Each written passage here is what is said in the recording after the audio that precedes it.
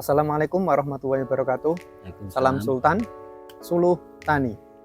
Sobat Sultan yang berbahagia, pada kesempatan yang cerah ini kami bersama dengan Bapak Insinyur Roslan. Beliau adalah Ketua APKI Pati, Asosiasi Petani Kopior Indonesia.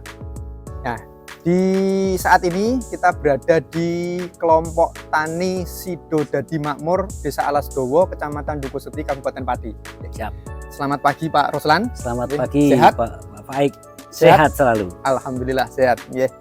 Jadi begini Pak Roslan, pada kesempatan ini Sobat Sultan yang ada di seluruh dunia, saat ini kita akan mengupas tentang potensi kelapa kopior yang ada di Kabupaten Pati, terutama kita berada di Kecamatan Dukuseti. Nah, notabene-nya yang saat ini dari beberapa data BPS yang ada di Provinsi Jawa Tengah, di Kabupaten Pati ini termasuk potensi atau termasuk produksi kelapa kopior terbesar di Jawa Tengah, nomor 1 Pak. Betul. Bahkan mungkin kalau di Indonesia mungkin juga terluas dan produksinya juga terbesar ya Pak. Betul. Nah ini mungkin kita mau Sobat Tani yang ada ini mungkin bertanya-tanya, sebenarnya kelapa kopior ini apa Pak Roslan? Kok bisa dikatakan kelapa kopior? Kan kalau kita lihat kelapanya kan hampir sama dengan kelapa biasa dan bentuknya juga sama, terus tanamannya juga sama, dan kenapa ini kok malah menjadi sesuatu yang bernilai gitu loh. Orang menyatakan wah kelapa kopior itu ternyata kalau dijual harganya juga mahal dan rasanya juga ternyata kalau mau kita kupas juga enak. Nah ini nanti kita akan kupas panjang lebar lah bagaimana budidayanya, dan ternyata kelapa kopior ini juga kalau mau kita kelola dengan baik untungnya juga berlipat. Nah ini sebelum ke arah situ mungkin Pak Roslan bisa diceritakan bagaimana kenapa dikatakan kopior itu Pak.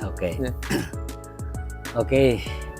Sobat Sultan yang saya hormati dan yang berbahagia, sebelum saya berbicara banyak apa yang disampaikan oleh Pak Faik Yusron selaku koordinator PPL dari Kecamatan Dukuseti, ada beberapa hal yang perlu disampaikan. Yang pertama, memperkenalkan diri. Saya adalah Roslan, Ketua APKI Kabupaten Pati, yang saat ini sampai hari ini menjabat sebagai ketua. Dan perlu diketahui bahwa memang berkaitan dengan kelapa kopior ini tidak lepas dari sejarahnya. Ya, betul Pak. Harus kita tahu sejarahnya seperti apa. Seperti disampaikan Pak Faik, kok kopior ini menjadi sesuatu yang menarik, yang sesuatu yang mungkin bisa dikembangkan lebih baik. Betul sekali. Baiklah, jadi kalau kita tilik sejarahnya, memang kelapa kopior di Pati ini, Pak Faik, ini adalah satu-satunya di Indonesia. Karena berdasarkan penelitian para ahli itu bahwa kelapa kopior ini blok penghasilnya tinggi di sini. Seperti itu. Jadi memang kelapa kopior ini sejarahnya dari Pati. Ya Pak. Jadi pada waktu itu memang kelapa kopior ini sudah terkenal mungkin 1960-an. Sudah ada ya. 1960-an. Nah, ini ceritanya dibawa oleh jadi hasil bumi asli Kecamatan Dukuseti. Yang dibawa oleh para pedagang, yang dibawa ke kota Semarang, ke kota Kudus, dan bahkan ke kota-kota lain yang barangkali ini karena pedagang itu kan banyak sekali, terutama pedagang wanita yang pada waktu itu memang karena di daerah ini pasaran kurang meyakinkan, kurang menjanjikan, akhirnya mereka berdagang ke luar kota. Dan salah satunya itu membawa kelapa ini bersamaan dengan istilahnya telur ayam maupun telur bebek. Pedagang pasar itu ya. Itu. Nah, sejarahnya kenapa menjadi kopior? Ini karena pada waktu itu pedagang wanita yang berjualan di Kudus itu ditanya, "Bu, ini kelapa apa? Kok jenengan jual mahal itu?" Pada waktu itu. Nah, ternyata beliau ini pedagangnya ini terletuk kelapa kopior Pak. Loh, kok bisa kelapa kopior? Iya, ini namanya kelapa kopior, asalnya dari Dukusti. Ini. Lah kenapa kok dibilang kelapa kopior? Ini diibaratkan kalau telur itu loh Pak. Kopior ya. Ya, yang dipegang yang tidak jadi itu loh ya, obyek-obyek. Ya. Sedangkan kelapa ini juga sama. Kalau digoyang juga obyek-obyek itu. Jadi seolah-olah kopior nih. Nah, akhirnya menjadi brand kelapa yang kopior berasal dari Dukusti ini. Nah, seperti itu. Jadi sejarah seperti itu. Kemudian di tahun 2003 itu sudah mulai para ahli tertarik lebih dalam lagi. Jadi sudah diadakan penelitian baik secara agronominya, secara ekonominya, kemudian diteliti, kemudian pada waktu tahun 2007 itu kelapa kopior ini yang ada di Kabupaten Pati ini menjadi kelapa unggul nasional, unggul lokal. Nah, yang dilepas dari Kementerian Pertanian. Belum. Jadi didaftarkan dulu, kemudian dari Jawa Tengah ini menjadi kelapa unggul lokal. Nah, berkembangnya waktu pada tahun 2010 ini ditetapkan menteri menjadi kelapa unggul nasional. Jadi kelapa unggul nasional di Kabupaten Pati. Nah, seperti itu. Sehingga memang kelapa kopior ini menjadi ikon Kabupaten Pati. Begitu sejarahnya Pak. Jadi sampai hari ini tahun 2023 ini kalau dilihat dari distribusi, penyebaran, perluasan untuk benihnya, karena ini merupakan benih unggul nasional, sudah beredar ke seluruh Indonesia ya. Bahkan sampai ke Papua. Iya, seperti itu. Barangkali kalau Bapak Ibu mungkin punya saudara di Papua, mungkin bisa ditanya apakah di sana sudah ada kelapa kopior. Pasti sudah ada. Karena memang harapan kita dari padi ini menjadi berkah juga untuk pulau-pulau lain. Masyarakat-masyarakat di tempat lain, sehingga ini merupakan komoditas yang diperhitungkan yang bisa membantu secara ekonomi. Dan punya nilai komoditas, punya nilai ekonomi yang cukup tinggi. Betul Pak. Itu sejarah yang ada di kelapa kopior ini. Jadi kelapa kopior ini nama kuning, ini coklat.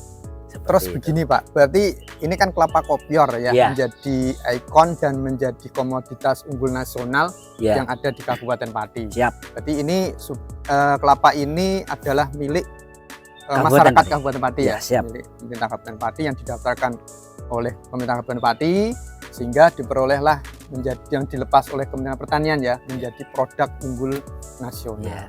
Terus gini Pak, kelapa kopior ini kan kadang orang itu melihat, kalau mau bikin kelapa kopior itu, kalau orang-orang dulu kan mitosnya kalau ada gerhana terus dilempar pakai telur kopior, nanti kelapanya jadi kopior gitu Pak. Seperti apa itu Pak? Kan karena kalau lihat kan ini genetik ya Pak. Dan ini kan menurun jadi dia asal, kalau bikin kopior itu nanti kopior biasa nanti dilempar pakai telur kopior jadi kopior. Kan bukan seperti itu kan Pak? Ini Pak Faik. Perlu diketahui pemirsa bahwa kelapa kopior secara mitos memang seperti itu.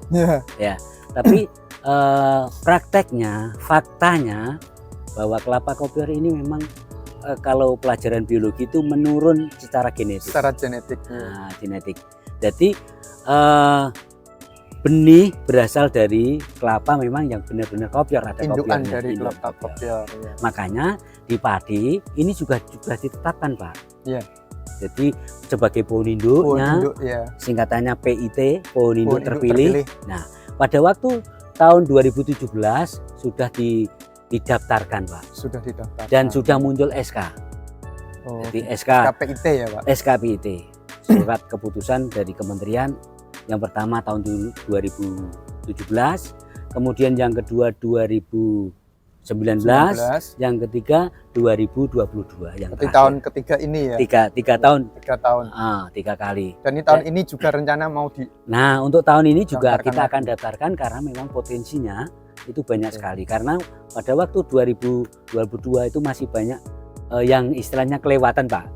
Karena memang untuk persyaratan PIT ini ada persyaratannya, Pak. Oh, begitu ya, Pak. Jadi makanya tidak segampang Itu tertuang dalam permentan ya, Pak. ya permen. Nah, tidak asal Ya, cari bibit terus asal dari Kementan, kelapa Pak. Kementan ya, dari keputusan Menteri Mm-mm. bahwa untuk menghasilkan bibit yang proses sertifikasinya panjang itu diambilkan dari pohon induk terpilih. Dan sampai hari ini kita punya sekitar 2.300 batang pohon induk terpilih Satu kabupaten Pati yang tersebar di, Pak, yang tersebar di daerah Kecamatan Dukusti yang kita lokasi kita yang ada ini. di sini ya, Kemudian ada di Kecamatan Tayu Kecamatan Tayu dan sebagian Margoyoso ya. di Margoyoso. Jadi 3 kecamatan ini penghasil pohon induk terpilih di yang Kabupaten menjadi Pati. sumber benih. Sumber benih.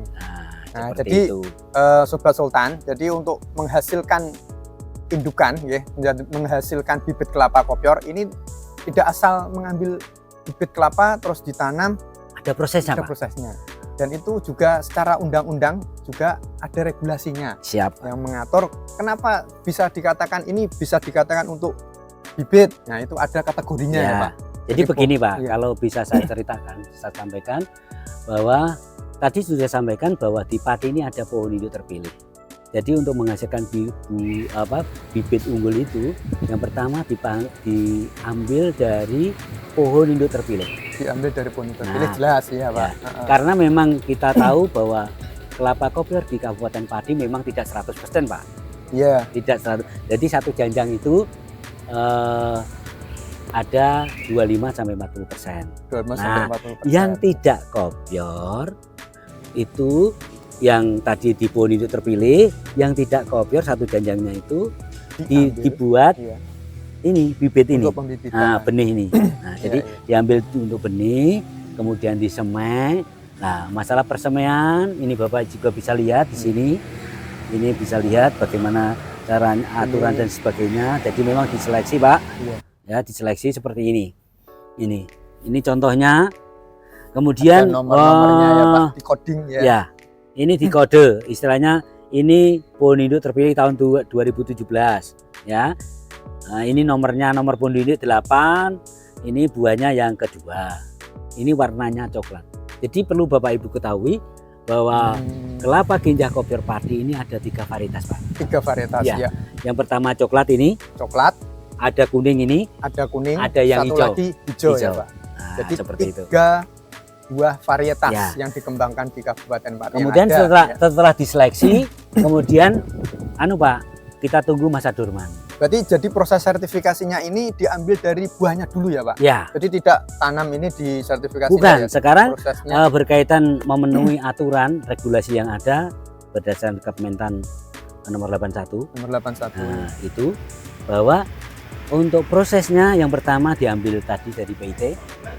Kemudian ini gelondongan ini, gelondongan. butiran ini sudah disertifikasi, Pak. Sertifikasi dulu. Jadi Ya. setelah dipetik ada masa dorman 1 bulan. Ya, Kemudian dalam usia itu kemudian disertifikasi. disertifikasi oleh BPSB. Karena ini termasuk lingkup dari Jawa Tengah, maka kita mengundang BPSB dari BPSB Provinsi Jawa Tengah. Jawa Tengah Ya. untuk hadir untuk pemeriksaan lapangan. Oh. Nah, kemudian apa yang ini ditimbang, Pak? Jadi, Ditimbang? Iya, ditimbang ini Iya. kelapa ini. Sama lingkarnya juga ya. Ya, ditimbang minimal 750 gram minimal 750 gram yang minimal. masuk spek sebagai benih unggul ini. Berarti di bawah itu nggak lolos. Tidak lolos, Pak. Kita seleksi, Buang dulu, kita jual sebagai kelapa sayur. Kelapa sayur. Nah, kemudian sekitar 2 minggu sertifikat sudah jadi. Oh, Jadi keluar sertifikat, keluar labelnya, Pak. Keluar labelnya. Nah, kemudian gitu. kita tanam. Nah, Nah, untuk bibit siap tanam salur, maksudnya Siap siap salur, ini umur 4 sampai 8 bulan. 4 Jadi, sampai 8 bulan. Jadi Iya, 4 iya. bulan kemudian setelah ditanam baru itu boleh. baru disertifikasi lagi untuk disalurkan. Oh iya iya. Ya. iya. Kemudian ada yang menghendaki di polybag. Nah, jadi kalau di dipakai polybag, polybag ya. setelah siap salur sertifikat kemudian diajukan lagi ini ditanam di polybag. Polybag Kemudian diperiksa periksa lagi lagi oleh oleh BPSB. BPSB. jadi prosesnya panjang. Iya, kalau berbicara polybag ini berarti berlakunya sertifikat jadi 4 sampai 12 bulan. 4 sampai 12 bulan. Kalau yang polybag. Yang polybag. Nah, seperti itu. Kalau yang tidak polybag 4 sampai 8 bulan. 4 sampai 8 bulan. Seperti itu. Oh, berarti lebih lama yang polybag ya. Seperti itu. Jadi proses sertifikasinya ini kenapa kok seperti itu? Karena di Kabupaten Pati ini yang dikembangkan kan sistemnya konvensional ya, belum pakai kultur embrio. Jadi harus melalui proses sertifikasi benih bibit untuk yang didahului dengan mengambil dari pohon indukan namanya pohon PIT. Jadi tidak asal pilih ini kelapa seperti ada beberapa contohnya, ini kan ada kelapa yang bentuknya bawahnya besar, itu kan termasuk hibrid. Jadi sebelumnya tidak kategori PIT, jadi nggak bisa Jadi diambil. PIT memang harus seperti ini, Pak. Seperti ini. Dari bawah ke atas, dari bawah ya, atas Pak. ini, Ini Pak. Kecil, Pak. Kecil. Pohonnya. Kemudian sekarang aturan yang baru minimal 7 tahun. Umur tanamannya 7 tahun. 7 tahun, kemudian setiap tandan minimal 8 butir. Oh, minimal 8 butir. Dan sehat. Dan sehat. Tidak rontokan dan sebagainya itu. Tidak termakan. Sehingga ini merupakan spek daripada pohon hijau terpilih. Pohon hijau terpilih. Wah, seperti itu. Jadi memang kita produksi benih bersertifikat. Bersertifikat. Nah, speknya seperti apa benih yang untuk disertifikasi? Yang pertama, ini Pak, jumlah daun. Ya. Jumlah daun minimal 3, Pak. Minimal 3 diambil dari ini contohnya ya. Ini 1. Ini 1, 2, 3. Nah. Minimal 3 ini sudah masuk berarti. Masuk. Ya? Ini 1, 2, 3, 4. Minimal kan 3. Nah, tingginya sama dengan lebih besar diukur dari sini, Pak. Dari pangkal ini ya, dari 30 cm sekarang. 30 cm. Oh, ya. 30 cm. Itu sudah termasuk spek. Sudah masuk spek kategori. Jadi kalau seperti ini sudah masuk spek. Jadi bisa diambil dan ini kayaknya sudah siap untuk disalurkan ya. Untuk sertifikasi dulu, Pak. Ya, sertifikasi dulu proses sertifikasi kemudian disalur. Sebelum diambil nanti kita dikasih label di sini. Ya, labelnya ada nanti berwarna biru. Jadi tujuannya ini adalah menjamin bahwa kelapa kopior bibit yang diambil dari Indukoseti ini kan benar-benar melalui proses asli, proses sertifikasi. Karena memang Pak, akhir-akhir ini banyak pemalsuan. Makanya kepada Bapak Ibu yang berminat untuk mengembangkan kelapa kopior ini harus hati-hati. Harus hati-hati ya, karena termasuk hak kekayaan intelektual ini kan harus dilindungi ya. Karena ini kan sudah masuk PIT dan merupakan salah satu komoditas unggul nasional. Kelapa kopior genjah Pati. Kelapa genjah kopior Pati. Ada hijau, kuning dan coklat. Nah, itu kalau potensi berarti berkaitan dengan bibit. Nah, berkaitan dengan pembibitan ini yang istilahnya mengembangkan, yang sebagai orang yang dipercaya, organisasi yang dipercaya adalah abdi, Pak. Abdi. Jadi pemesanan atau order dan sebagainya ini dan proses sertifikasi atau PIT-nya dikelola oleh abdi. Jadi ini kan kita mungkin yang Sobat Sultan yang perlu diketahui, kita kan berada di salah satu kelompok tani Sidodadi, salah satu kelompok tani yang ada di Kecamatan Dukoseti. Kebetulan kan kita di Sidodadi Makmur, ketuanya adalah Pak Suratman. Nah, ini kan termasuk sentra pembibitan.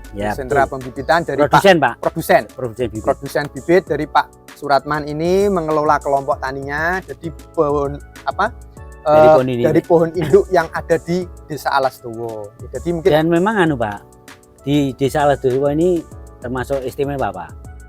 Karena pohon induk terpilihnya lebih dari 1000, Pak. Lebih dari 1000. Masuk terbesar ya, Pak? Iya, lebih dari 1000. Kemudian pohon yang sudah produksi ini juga sekitar 1.500-an. Bahkan lebih karena memang masyarakat di Alasdowo ini Pak, sangat-sangat memperhatikan keunggulan ini. Keunggulannya. Sehingga kalaupun itu kelapanya mati ya disusuli lagi, Pak. Ya, seperti ini ya. Ini tanaman ada, terus sampingnya juga sudah disusuli lagi. Karena gini, memang kelapa kopior ini ya memang kelapa yang sangat menghasilkan ya. Dan ini umurnya juga genjah, artinya Pendek Pak. Pendek ya. 3 sampai 4 Beda tahun. dengan kelapa dalam ya. Betul. Karena dulu kan di Duku Seti kan banyak kelapa dalam Pak. Ya. Sekarang sudah mulai bergeser ya. Bergeser. Banyak kelapa genjah karena kalau lihat dari sisi ekonominya ini kan lebih cepat. Ya. Betul. Cepat berbuah dan lebih cepat menghasilkan gitu. Betul. Dan ya ini kita kan sudah paham Pak terkait dengan proses pembibitan. Ya betul. Nah, sekarang ini kalau sebelum kita ke arah budidayanya, Iya Pak. ini kita mau ke arah ke potensi hasilnya Pak. Potensi hasil atau potensi ekonomi. Jadi kalau ternyata di Duku Seti dengan hadirnya atau dengan budidayanya kelapa kopior, ternyata masyarakat Kecamatan Duku Seti ini ekonominya juga cukup lumayan ya. Iya. Karena kalau kita lihat di rata-rata di pekarangan, di sela-sela pekarangan ini ditanami kelapa dan rata-rata antara 5 sampai 10 punya. Iya. Nah, dan ini kan merupakan kalau kita kaji ini ternyata ekonominya cukup Ya, lumayan. ini Pak. Ini memang nyata itu Pak. Jadi memang nyata bahwa kelapa kopior padi ini membantu masyarakat petani. Iya. Terutama begini Pak, sesuai dengan program Pak Jokowi akhir-akhir ini adalah budidaya atau penanaman tanaman kelapa genjah di pekarangan. Di pekarangan. Jadi memang kelapa genjah ini diarahkan kepada masyarakat di pekarangan. Gitu. Jadi kalau kita lihat berbicara jarak tanam ini tidak teratur Pak. Sudah tidak sesuai SOP ya. Tidak. Jarak tanam ada yang 1 meter, ada 3 yang 2 meter. meter. Ini karena 3 memang meter. tanaman ini pada kenyataannya berbuah banyak Dan juga. buahnya juga Ya. cukup besar ya, cukup Ya, besar betul. dan lumayan ini. Jadi begini Pak, tadi sudah saya sampaikan bahwa di Lastowo ini istimewa Pak.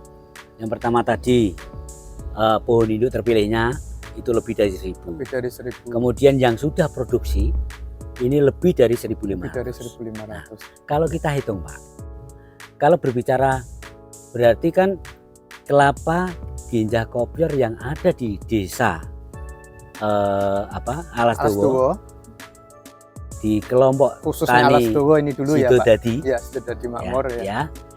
Ini tadi kan sekitar 1500. 1500 tanaman. Nah, Ya. itu kan Yang produktif. yang produktif. Kalau kita hitung berarti kalau kita hitung 2 saja. Katakan satu dulu Pak, satu tanaman dulu. Nah, Nah, satu tanaman tanaman dulu. satu ya. Ya, Nah, berarti kan 1500 1500 butir. butir. Nah, kalau kita kalikan Dalam 20.000 satu tanaman 20.000 saja. Ya, Nah. 20.000 saja ya. Kali 1500 itu sudah berapa Pak? 2000 kali 1500. 20.000 kali 1500. 1500. Berapa Pak? 20 juta. Ya. 30 juta Pak. 30 juta. Nah. Oh ya, kalikan. Nah, sedangkan kelapa Itu genjah kopior satu Pak, baru satu loh Pak ya. Baru satu. Baru satu. Nah. 30 juta Nah. dalam 1 bulan. bulan. Karena gini Pak, kelapa genjah itu ada istimewanya. Bagaimana Pak? Jadi dari tandan pertama ke tandan pertama, kedua ke tandan kedua itu kan 20 sampai 25, 25 hari. hari. Artinya bahwa setiap 25 20 sampai hari. 25 hari Iya. itu panen satu kali. Panen satu kali. Kalau dihitung 1 tahun berarti lebih dari 13 tandan. Lebih dari 13. Iya. Ada orang bilang 2 bulan 3 tandan.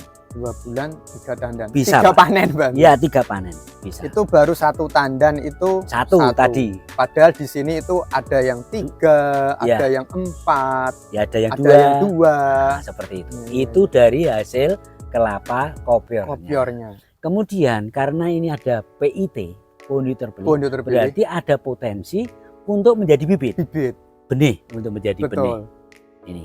Iya. Nah, kalau contoh saja, satu pohon ini satu tandan ada 10 butir.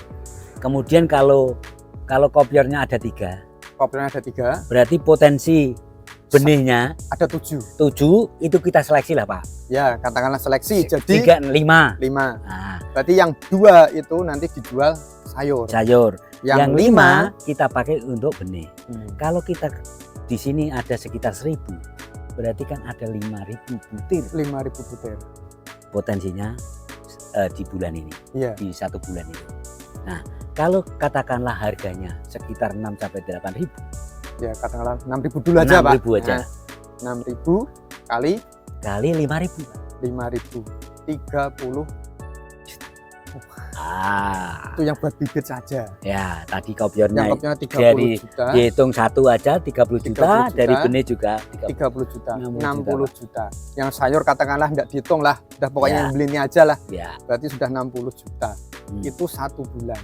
Ya. Dalam 10 tahun bulan saja itu 600 juta. Nah, dalam 1 tahun tinggal ngalikan. Tapi katakanlah 12 lah Pak, enggak ambil 13 lah. Kita ambil 12 saja. Udah berapa Pak? 60 720 juta.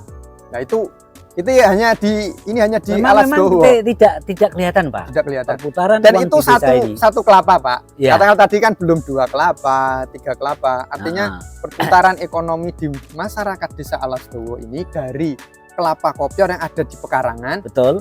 720 juta. Jadi tidak mustahil Pak. Di daerah ini anak-anak muda sekarang sudah banyak yang sarjana Pak. Ya, seperti itu. Karena kita lihat ini kan banyak anak-anak muda yang juga bisnis ya Pak. Ya. Ada yang sudah sekarang bisnis online. Ya. Kelapa kopiornya ini bisa dicari di marketplace ya Pak. Betul. Bisa dijual. Jadi kelapa kopior ini ternyata kalau kita telisik, kalau kita ternyata perdagangannya ini tidak hanya di lokal Kabupaten Pati. Tidak Pak. Di Jakarta. Ya. Jadi kalau saya amati Pak, jadi memang setiap hari itu ada sekitar 1.500 sampai 2.000 yang keluar keluar ke daerah lain, daerah kota-kota besar. Artinya diekspor lah, diekspor ke luar kota. Jadi sistemnya begini Pak. Jadi sistem untuk pemasaran keluar kota itu ada namanya tukang toto Pak. Tukang toto. Nah, ada pemilik tadi, pemilik seperti Pak Suratman ini di pekarangannya juga kopior semua nih Pak. Kalau kita lihat ini populasinya ada kalau 50 tanaman ini. Ya. Pak Ratman ini sebulan ya lumayan ini kalau mesti dapat kopiornya. Dapat duit ini. Jadi investasi awal sekitar 3 tahun, 4 tahun mulai petik. Ya. Setelah itu sekitar berapa tahun Pak? 25 tahun ya Pak? Umur tanaman bisa lebih Pak. Ya? Karena memang Pak, untuk kelapa ganja ini memang sensitif air dan sensitif pupuk Pak. Artinya ya butuh air. Ya perlu dipupuk karena memang nenek moyang kita itu kalau nanam kelapa kan ditanam, dibiarkan selesai tinggal copot ambil sak mati nih bahasa Jawanya itu seperti itu. Artinya ini berarti gini, peluang kalau kita lihat nilai ekonominya ini cukup tinggi. Katakanlah ini tadi kan satu tanaman, kita ambil satu saja itu di Alas Dowo 720 juta. Katakanlah satu ini di satu petani ini tadi 20.000 ya Pak. Ya. 20.000 itu kalau satu tambah bibitnya ini minimal loh Pak itu harga itu. Harga minimal. Padahal kan kalau kita lihat di sini jualnya kan berdasarkan size lingkar kelapa. Mulai dari 20.000 sampai 60.000. Jadi nanti kalau kebetulan dapat yang besar juga nanti dapatnya lebih banyak ya Pak. Ya. Nah, ini kan satu tanaman katakanlah Pak Ratman punya 10 dulu aja. 10 ini sudah 1 bulan Pak Ratman sudah bisa menghasilkan 200.000 dari kelapanya kopior saja, belum lagi kelapa sayur dan bibitnya. Wow, fantastik ini Pak. Iya.